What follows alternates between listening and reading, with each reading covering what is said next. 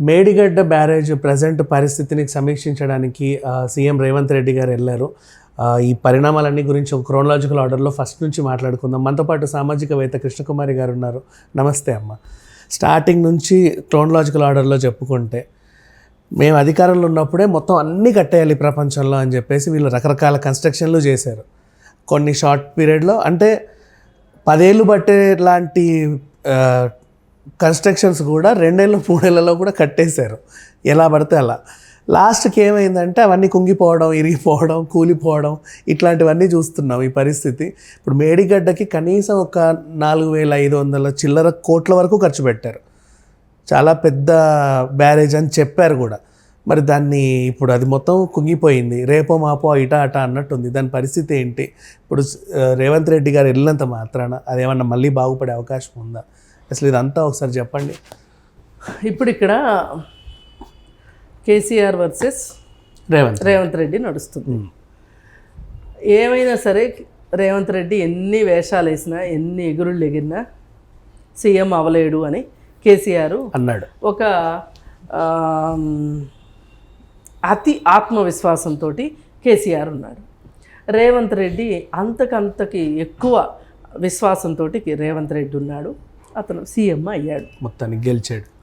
ఇప్పుడు రాజకీయాలంటేనే గెలుపోవటములు ఉంటాయి, సహజం, చాలా చాలా సహజం. ఈ మాట కేసీఆర్ కూడా 100 సార్లు చెప్పాడు. కానీ తన దాకా వస్తే కానీ తెలియదు అన్నట్లు కేసీఆర్కి దాన్ని వంట పట్టించుకుంటానికి, ఒప్పుకోవటానికి, ఒప్పుకున్న దాన్ని మాట్లాడటానికి, మాట్లాడిన దాన్ని పట్టాలెక్కించడానికి ఆయనకి దాదాపు 75 రోజులు పట్టింది. ఈ మధ్య అసెంబ్లీకి వెళ్ళారు. అసెంబ్లీకి వెళ్ళి కూడా నేనే సీఎం అన్నట్లు మాట్లాడాడు. సరే పోనీలే, పెద్ద ఆయన భ్రమ పడుతున్నాడు, కాసేపు భ్రమ పడిన ఏం పోయింది, భ్రమలో అయినా సంతోషంగా ఉంటాడు కదా అనుకున్నారు. సరే, కానీ ఇప్పుడు అసలు వ్యవహారం చూస్తే ఎట్లా ఉంది అంటే, నేను లేస్తే మనిషిని కాదు అన్నట్లు కేసీఆర్ ఉన్నాడు. ఎందుకు లేస్తున్నాడు ఆయన అంటే, ఇక్కడ ఏమైనా సరే పార్లమెంట్ సీట్లు కాంగ్రెస్కి గెలవకూడదు. తనైనా గెలవాలి, బీజేపీ అయినా గెలవాలి, కాంగ్రెస్ గెలవకూడదు. ఇది మోడీ ఇచ్చిన ఆజ్ఞాపన. మోడీ నుంచే ఆయనకి తాకీదు వచ్చింది, గెలిస్తే నువ్వు గెలువు, అసలు ముందు నన్ను గెలవనివ్వు, నాకు ఎక్కువ రావాలి సీట్లు, లేదంటే నువ్వు గెలువు, అంతేగాని కాంగ్రెస్ గెలవటానికి వీల్లేదు అని చెప్పి ఇంకెన్నాళ్ళు ఆ ఫామ్ హౌస్లోనూ నందీనగర్లోనూ పడి ఉంటావు, కొంచెం ప్రపంచంలోకి రా, వచ్చి నాకు సహాయం చేయి మిత్రమా అని చెప్పి ఈయనకి చెప్తే, ఈయన వచ్చేసేసి అంతకుముందు అసెంబ్లీలో జరిగినవన్నీ మర్చిపోయి ఓకే కృష్ణా రివర్ బోర్డుకు సంబంధించిన కొన్ని విషయాల్లో జగన్మోహన్ రెడ్డి ఏ విధంగా స్పందించాడు, దానికి కేసీఆర్ ఏం సమాధానం చెప్పాడు, కేసీఆర్ ఏ విధమైన నిర్ణయాలు తీసుకున్నాడు, ఆ నిర్ణయాల మీద జగన్ ప్రతిస్పందన ఏంటి, జగన్మోహన్ రెడ్డిది అన్నీ రికార్డెడ్గా ఉన్నాయి. అవును, అవన్నీ మర్చిపోయి తాపీగా 11 గంటలకు నిద్రలేసి 11:30కి అసెంబ్లీకి పరుగుని వచ్చి ఇదేంటి అని మాట్లాడుతున్నాడు కేసీఆర్. అసలు వీళ్ళ ఆంధ్రాకి అమ్ముడుపోయాడు రేవంత్ రెడ్డి. అసలు మన జలాల్ని కృష్ణా రివర్ బోర్డుకి అప్పగించడం ఏంటి అని మొదలెట్టేశాడు, పూర్తి ఉల్టా పల్టాగా. లేదు బాస్, మేం కాదు అప్పగించింది, పాత స్టోరీ ఉంది అని క్లిప్పింగులతో సహా వాళ్ళు చూపిస్తే అయినా కానీ కాదు, ఇది మొత్తం నేను ప్రజలకు వివరిస్తాను, నల్గొండ సాక్షిగా వివరిస్తాను అని మొదలెట్టి నల్గొండ హెలికాప్టర్లో వెళ్ళాడు. అవును, సరే మామూలుగా సీఎం అని ఫీల్ అవుతున్నాడు కాబట్టి అధికారంలో ఉన్న సీఎం హెలికాప్టర్లో వెళ్తాడు. అవసరంలా అసలు తిప్పి కొడితే ఎంత ఉందండి తెలంగాణ మొత్తం, ఈ చివరి నుంచి ఆ చివరికి 500 కిలోమీటర్లు, అంతకంటే లేదు. 500 కిలోమీటర్లు కారులో ప్రయాణం చేయలేనంత, బస్సులోనూ ప్రయాణం చేయలేనంత బిజీగా మీరు ఏం తగలబడరారు? ఈ రాష్ట్రానికి ఏం చేశారు? అసలు మీరు ఏం చేస్తున్నారు ప్రజలకి? ఏమండి ఎంతసేపు? ఇప్పుడు ఇక్కడి నుంచి హైదరాబాద్ వెళ్తారు, 350 కిలోమీటర్లు, వెళ్ళి 2 రోజులు ఉండి 6 గంటలు ఆ చుట్టుపక్కల 2-3 జిల్లాలు సమీక్షించుకుని రాలేడా ముఖ్యమంత్రి అనేవాడు? ఇదివరకు ముఖ్యమంత్రులు అందరూ ఇలా పనిచేయలేదా? అసలు ఎన్టీఆర్ ఏ రోజన్నా ఒక చోట తిన్నగా కూర్చున్నాడా? ఎంత తిరిగాడు? మూల తిరిగాడు ఎన్టీఆర్. ఏం మీకేం పోయే కాలం వచ్చింది అసలు? హైదరాబాద్లో కూర్చొని, ఫామ్ హౌస్లో కూర్చొని, ప్రగతి భవన్లో కూర్చొని ఏం రాజకీయాలు చేస్తున్నారు మీరు? నీకు ఇప్పుడు హెలికాప్టర్ కావాల్సి వచ్చిందా? నువ్వేమో హెలికాప్టర్లో పోతావు, తగుదనయ్యా అనుకుంటా. వీళ్ళేమో మేడిగడ్డకి వెళ్ళారు, వీళ్ళేమో బస్సులో, ఈయనేమో హెలికాప్టర్లో. చింత చచ్చిన పులుపు చావలేదు అంటారు కదా, అదే విధంగా కేసీఆర్ చేస్తున్నాడు. ఇప్పుడు అక్కడికి వెళ్ళి నల్గొండ ప్రజలు, నల్గొండ ఒక రకంగా కాంగ్రెస్కి కంచుకోట. మొన్న ఎలక్షన్లో కూడా అదే నిరూపించటం జరిగింది. ఇప్పుడు అక్కడి నుంచి మొదలెట్టి, నల్గొండ నుంచి మొదలెట్టి, ఈయన ఇటు తిరిగి అటు తిరిగి హెలికాప్టర్లో తిరిగి ఎంపీ సీట్లు గెలుస్తాడంట. ఎంపీ సీట్లే కాదు, ఈయన చెరి సగం పంచుకుంటారు, ఈయన బీజేపీ. అవును, అంతే తప్పితే మధ్యలో ఒకటి మరీ కన్నీరు గారవకుండా ఉండటం కోసం హైదరాబాద్ సీటు వాళ్ళ ఇద్దరికి కలిసి దోస్తున్నాడు కదా, వాళ్ళకి ఇస్తారు. వాళ్ళు వీళ్ళిద్దరికి ఫ్రెండ్, ఆయనకు కూడా ఒకటి ఇవ్వాలి. స్నేహితుడు కదా, మిత్రధర్మం పాటించాలి కదా, స్నేహధర్మం, అందుకని అతనికి ఇస్తారు. అందుకని కాంగ్రెస్ మొత్తం ఓడించడానికి ఆయన కంకణం కట్టు కూర్చున్నాడు. ఇప్పుడు దట్టీలు కట్టుకుని తిరుగుతున్నాడు. ఇవాళ నల్గొండ వెళ్ళాడు, రేపు ఏ జిల్లాకి వెళ్తాడో తెలీదు, ఎల్లుండి ఏ జిల్లాకి వెళ్తాడో తెలియదు. సుడిగాలి పర్యటనలు చేసి గెలిపిస్తాడంట ఆయన. సిగ్గుండాలి. ఓ పక్క మీరు మాట్లాడినవన్నీ రికార్డు ఉండగా వాటిని కూడా బుకాయించి, వాటిని కూడా తమ్మిని బింబించేద్దామనే వాక్చాతుర్యం మీ ఎంత లేకపోతే మీరు ఈ విధంగా చేస్తారు. ఇప్పుడు వాళ్ళు మేడిగడ్డ వెళ్ళారు. మేడిగడ్డ విషయం అందరికీ తెలిసింది, అందరికీ అర్థమైంది. 10 సంవత్సరాల్లో చేయాల్సిన కట్టడాల్ని 2 ఏళ్ళు 3 ఏళ్లలో గబగబా చేశారని మీరు ఇందాక అన్నారు. దాన్ని నేను కొంచెం సవరిస్తాను. ఇది ప్రజల కోసం చేయలా, కాంట్రాక్టర్ల కోసం చేశారు. కాంట్రాక్టర్లు ఇచ్చే కమిషన్, అవునండి, ఎల్ఎన్టీకి ఇచ్చారు, మెగాకి ఇచ్చారు. తెలంగాణలో మొట్టమొదటి ఫ్యాక్టరీ అవుట్లెట్ ముకుందా జ్యువెలర్స్ మన కొత్తపేటలో ఫిబ్రవరి 14న గొప్ప శుభారంభం. అందమైన ఈ శుభారంభంలో ఎన్నో విశేషాలు. కొన్నంత బంగారానికి వెండి ఉచితం. VA 2% నుండి 12% మాత్రమే. మేకింగ్ చార్జెస్ లేవు. సిల్వర్ జ్యువెలరీపై 70% exchange value. Mukunda jewellers Kothapet. కొన్ని వర్కులు ఎల్ఎన్టీకి ఇచ్చారు, ఎక్కువ వర్కులు మెగాకి ఇచ్చారు. వాళ్ళ దగ్గర నుంచి వీళ్ళకి పర్సంటేజీల కోసం ఇచ్చింది, ఫాస్ట్గా చేసింది. ఊరికినే కాదు, ఊరికినే చేస్తున్నారు అనుకుంటున్నారా? వీళ్ళకి ఏ లాభాపేక్ష లేకుండా చేస్తే వీళ్ళకి ఇన్ని వేల కోట్ల ఆస్తులు ఎక్కడి నుంచి వస్తాయి? హెచ్ఎండిఏ భాగవతం అంతా బయటపడింది కదా. ఆ హెచ్ఎండిఏకి మొత్తం నాయకత్వం వహించింది ఎవరు? వీళ్ళే, కేటీఆరే కదా. కేసీఆర్. నేను కాక మన భువనగిరి హాస్టల్లో ఆడపిల్లలు ఇద్దరు ఆత్మహత్య చేసుకున్నారని చెప్తున్నారు. అది మాలాంటి వాళ్ళందరూ హత్య అంటున్నాము. దానికి సంబంధించి ఇంతవరకు ఏమీ తేలకపోగా ఇదేదో భూమి పుట్టిన తర్వాత మొదటిసారి జరిగినట్లు, అసలు వీళ్ళు ఇంతవరకు అధికారంలో లేనట్లు, ప్రభుత్వంలోనే లేనట్లు కవిత వెళ్ళి భువనగిరి హాస్టల్కి వెళ్ళి ఆమె చూసి వచ్చింది, పరామర్శించి వచ్చింది.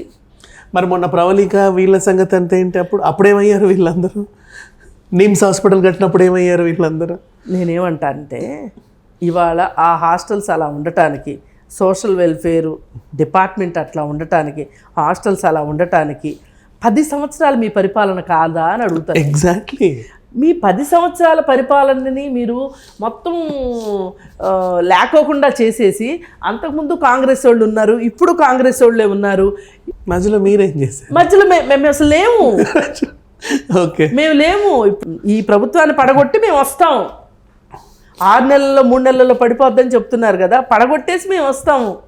అంతేగాని ఈ 10 సంవత్సరాల పరిపాలనకి మాకు సంబంధం లేదన్నట్టు మాట్లాడుతుంది కవిత.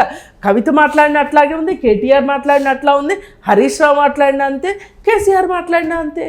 ఏమనుకుంటున్నారు ఈ నలుగురు కలిసి? అంటే మనకేమన్నా షార్ట్ టర్మ్ మెమరీ లాస్ వచ్చింది అనుకుంటున్నారా? లేదా 10 ఏళ్ళు అసలు ప్రపంచం లేదనుకుంటున్నారు?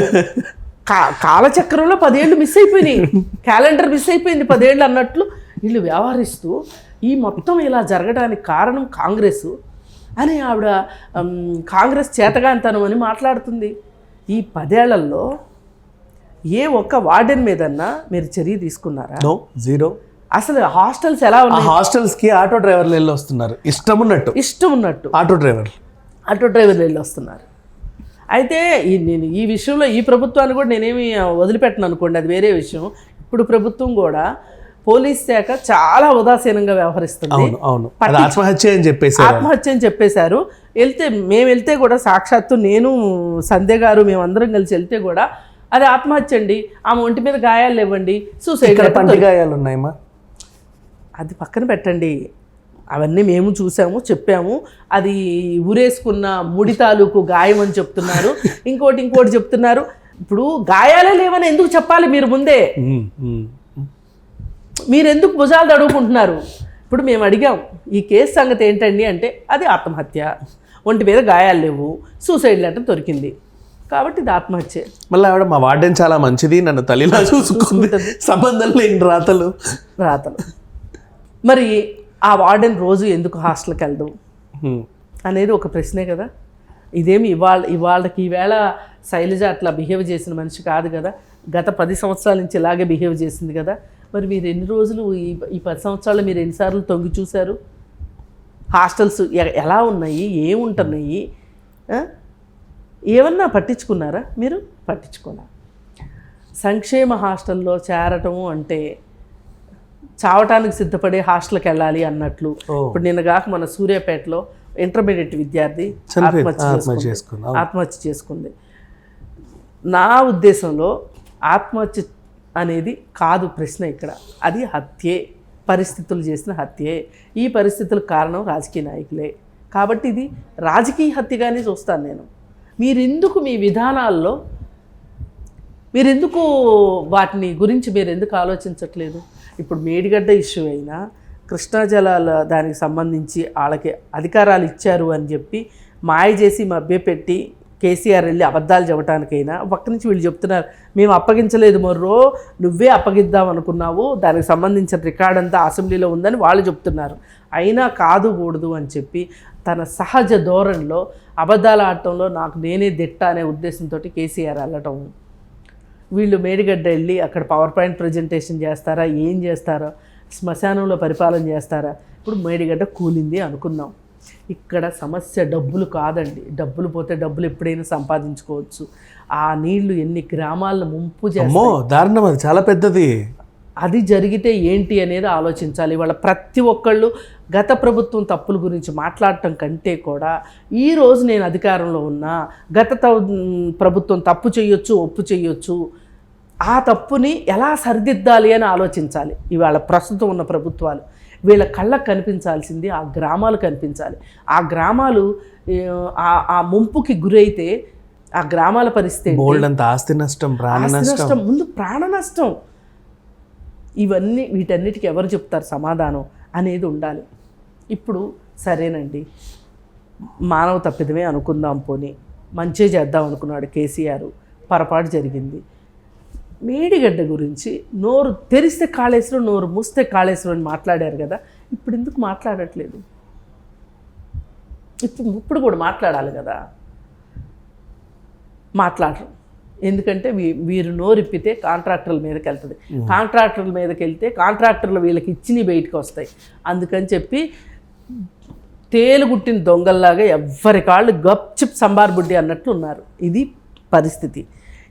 ఈ రెండు విషయాలు ఇవాళ ఒకే రోజు జరగటము అంటే ఇప్పుడు వాళ్ళు వెళ్ళి ఎక్కువ డ్యామేజ్ చేసేస్తారేమనే ఒక ఉద్దేశంతో కాంగ్రెస్ వెళ్ళడము, సమయం లేదు మిత్రమా అన్నట్లు పార్లమెంట్ ఎలక్షన్లు ముంచుకొస్తున్నాయి కాబట్టి ఆయన మొదలెట్టేశాడు ఆయన తంత్రము కేసీఆర్. ఇవి రెండు ఇలా ఉన్నాయి. కానీ నేను కోరుకునేది ఒకటే, కృష్ణా ట్రిబ్యునల్ని కేసీఆరే ఇచ్చిన, ఒకవేళ ఇప్పుడు కాంగ్రెస్ ప్రభుత్వం ఇద్దామనుకున్నా ఈ రాష్ట్ర ప్రయోజనాలను తాకట్టు పెట్టాల్సిన అవసరం లేదు, అవసరమే లేదు. ఆ విషయంలో గట్టిగా పట్టుదలగా ఉండండి. ఎవరు తప్పు చేసినా ఊరుకోవద్దు, ప్రజలకు చెప్పండి, ప్రజలు ఆలోచిస్తారు. ఇది దీనికి సంబంధించి. ఇక మేడిగడ్డ గురించి తప్పు ఒప్పు జరిగిపోయింది. ఇప్పుడు గోడకేసిన సున్నము, ఖర్చు పెట్టిన డబ్బులు తిరిగి రావు. కానీ ఎంత అయినా ఖర్చు పెట్టండి. వాళ్ళ మేడిగడ్డని ఎట్లా రిపేర్ చేసుకోవటం, అది అయ్యేలా లేదు అని దాని చెప్తున్నా. ఏమండి మనిషి తలుచుకుంటే అసలు ఇప్పుడు కేసీఆర్ రివర్స్ ఇంజనీరింగ్ చేశాడు అక్కడ. అసలు ప్రపంచంలో ఎవరు చేయరు అట్లా. పైన ఉన్న నీళ్ళు కిందకు పోస్తారు కానీ కింద ఉన్న నీళ్లు పైకి పోసి అదొక కొత్త టెక్నాలజీ అని చెప్పాడు. అది కాళేశ్వరం ప్రాజెక్టు మొత్తం వ్యయం అంచనా వ్యయం 1,40,000 కోట్లు. ఆ డబ్బులు పెట్టుకుంటే చిన్న చిన్న చెక్ డ్యాములు ఎన్నో అద్భుతాలు సృష్టించే పని. అన్ని డబ్బులు కనుక ఖర్చు పెడితే దానికోసం తీసుకున్న బ్యాంకు లోన్లు ఎప్పుడు కట్టాలి, దానికి వడ్డీలు ఎప్పుడు కట్టాలి, ఈ రన్నింగ్లో అయ్యే ఖర్చుని కరెంటు బిల్లులు కావచ్చు, రిపేర్ కావచ్చు, శాలరీస్ అవన్నీ ఎలాగో వస్తాయి అనుకోండి. అసలు ఈ ప్రాజెక్ట్ యథావిధిగా నడవాలి అంటే రిపేర్లు వస్తుంటాయి కదా, వేర్ అండ్ టేర్ ఖర్చులు ఎలా ఎవరు పెట్టాలి, ఆ యంత్రాలకు వేసే గ్రీజ్ ఎట్లా, ఇక ప్రతిదీ ఖర్చే కదా. ఎలక్ట్రిసిటీ బిల్లు బోల్డ్ వస్తా అంటున్నారు. పోనీ ఇవన్నీ చేసిన తర్వాత వస్తున్న ప్రతిఫలం ఏంటి అంటే కాగే చెప్పింది 30% కూడా రికవరీ చేసుకోలేము అని. అంటే ఇప్పుడు ఇంత పెద్ద ప్రాజెక్ట్ కట్టినప్పుడు ఇంత ప్రయోజనం ఉంటుంది అని చెప్పి మనం అంచనాలో ఏదైతే అనుకుంటున్నామో అంచనాలో 30% అంట. అది కూడా వస్తుందో రాదు తెలీదు. ఈ పరిస్థితుల్లో రేపొద్దున మేడిగడ్డకి ఏమైనా కాకుండా కాపాడుకోవాల్సిన బాధ్యత ప్రస్తుత ప్రభుత్వానికి. ఆ దిశగా వీళ్ళు అడుగులు వేయాలి తప్పితే వీళ్ళు పోట్లాడుకుని పంచాయతీలు పెట్టుకునే కనుక చిల్లర పంచాయతీలు చేసుకునే కన్నా ముందు మేడిగడ్డ గురించి మానవ మేధస్సును మించింది ఏది ఉండదు. అది ఎంత కష్టమైందైనా దానికి పరిష్కారం దొరుకుతుంది. అవసరమైతే అంతర్జాతీయ ఇంజనీర్ను పిలిపించండి, ఏమైనా చెయ్యండి, కానీ ఇవాళ మనకి ఒక పరిష్కారం కావాలి. ఆ దిశగా మీరు పనిచేయాలని కోరుకుంటున్నాను. Thank you so much.